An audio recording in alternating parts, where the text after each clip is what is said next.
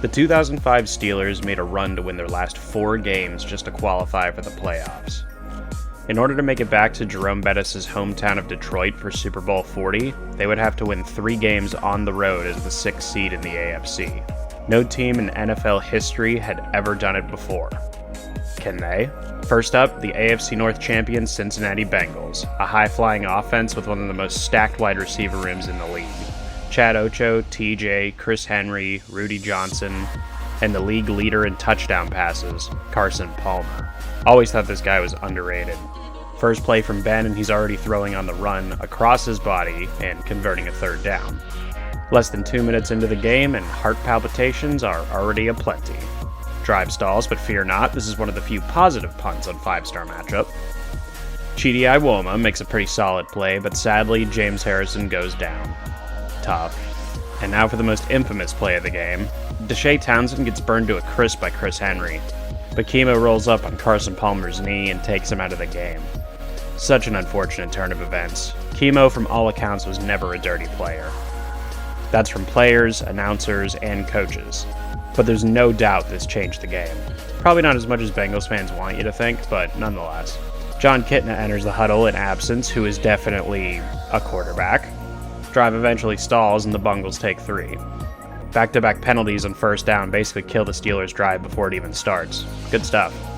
Okay, well at least you don't have to worry about John Kitna carving up our defense. Thank goodness there's no chance of that. Oh dear. And then top it off with a delay to Rudy Johnson that goes all the way to the house. Defense buckled like a cheap picnic table. Unacceptable. How will the Steelers respond? With Big Ben scrambling. Well, that is certainly a way to respond. I feel like this is Big Ben extending the play. Steve is right, he really does run like a turtle. Ticky-tack personal foul gives us a free 15. On one hand, this call is garbage. On the other hand, so are the Bengals. The Bengals, probably pissed from that call, start rushing the middle, so a screen pass to Fast Willie goes all the way to the house. Remember when screen passes actually worked? Oh well, we're on the board. Next drive, and Kitna again leads the Bengals down the field. Like seriously though, how is this happening? 3rd and goal, and the Steelers try the tried and true leave TJ Hushmanzada all by himself defense, and John Kitna has 2 touchdown passes on his first 2 drives. I mean, can life get worse? Steelers' next drive starts out just like every drive in Bill Cowher's career, a 2-yard gain on 1st down. But not to worry, because this is just the time to showcase that while you may be down, you're never out with number 7.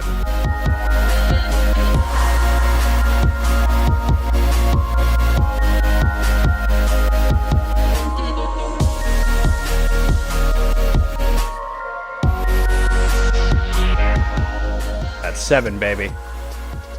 Don't be fooled by his last couple years. Ben has one of the best deep balls of all time, and I will die on this hill.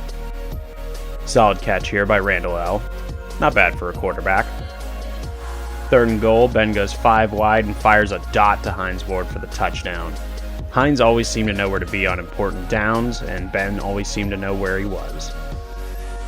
Alright D, John Kitna has a fucking passer rating of 110. We have to do something about that.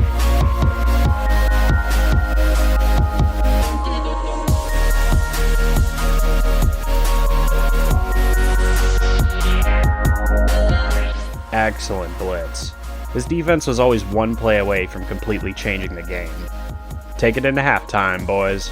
Marvin Lewis is a great coach, by the way, if you ignore the 0 playoff wins and hilarious amounts of discipline issues. Alright defense, we gotta come out strong here. Don't let Cincinnati get momentum back. On cue, Rudy Johnson with a 12-yard run. Follow it up with a nice pass from Kitna, and Cincy's offense is somehow still on the move. Kitna goes deep to TJ, and Deshae Townsend makes a great play on the ball to stop the touchdown. Also, that wasn't PI, TJ, you dork. Why don't you go cry into a terrible towel about it? Kitna on the run now, and Chad Ocho makes a hell of a catch on the sideline. Say what you will about the man, he was probably the best wide receiver the Bengals ever had. Unreal talent. Drive stalls, and if you could pick a moment where this game really changed, it's right here. Second high snap of the game, and a costly one at that.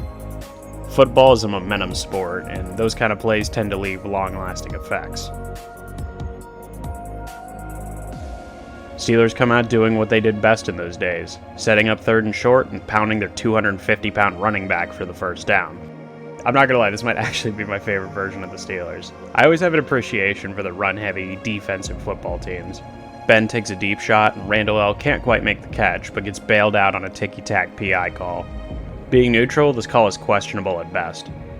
But also, this team employed Vontaze Burfict for a decade. So, fuck them. The bus is inside the 10, and the longer this game goes on, the scarier those words get. Name one running back in NFL history you'd rather have inside the 10. Derrick Henry? Nah, son. I'm riding the bus till I die. We are, for the first time in this game, on top. Bengals and adversity tend to go together like oil and water, but this team has Chad Ocho, TJ, Chris Henry, Rudy Johnson, and a solid defense. Can't let your foot off the gas. Next drive, and it's Larry Foote making the play this time. He'll always be more of an under-the-radar player in Steelers lore, but he definitely had his moments, especially in this playoff run. This drive stalls, but I wanted to show this hit by Tyrone Carter. AFC North football. Next drive, and it looks like the offense is looking to ground and pound a little more, but there's a reason you can't get comfortable against Bill Cowher teams.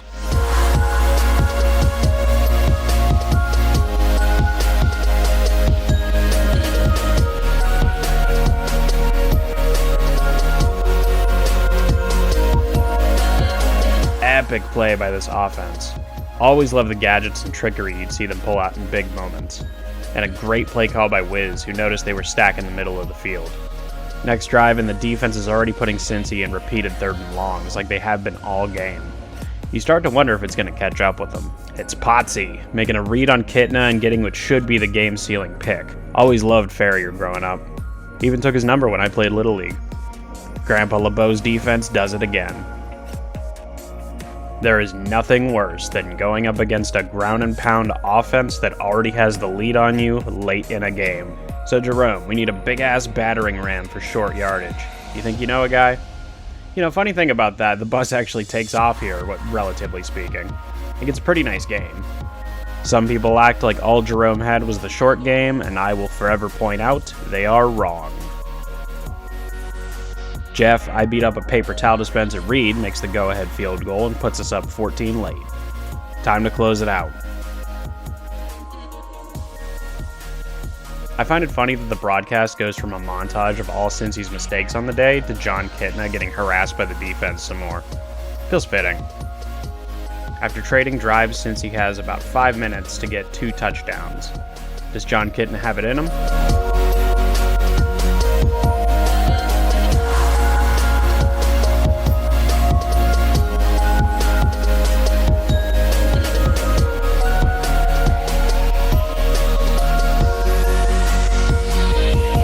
Troy did what Troy does, find the football. The Steelers would go on to win 31-17 and send the AFC North champion Bengals home with their playoff win drought still intact. A revenge win is all well and good, especially against a division rival, but the Steelers had unfinished business waiting in Indianapolis. And in that game, versus the AFC's top seed, we would really see what the Steelers were made of.